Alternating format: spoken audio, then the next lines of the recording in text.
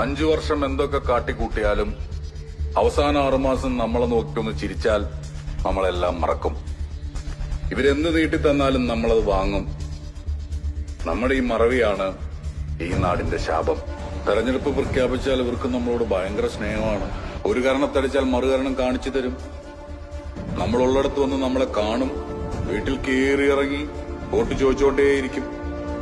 എന്നാൽ ജയിച്ചാലോ, ഇവരെ കാണാൻ ഇവരുടെ ബംഗ്ലാവിന്റെ മുൻപിൽ നമ്മൾ ക്യൂ നിൽക്കാം.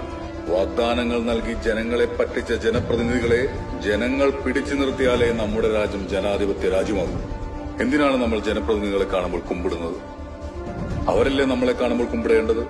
അവർക്ക് നമ്മളല്ലേ അധികാരം വാങ്ങിക്കൊടുത്തത്? ഓരോ തെരഞ്ഞെടുപ്പിനും കോടികളാണ് ചെലവഴിക്കുന്നത്. എന്തിന്? ജനങ്ങളുടെ മനസ്സിൽ ഇടം പിടിച്ച നേതാവിന്റെ നേട്ടങ്ങൾ കാണാൻ ഫ്ലെക്സ് അടിച്ചും പോസ്റ്റ് അടിച്ചും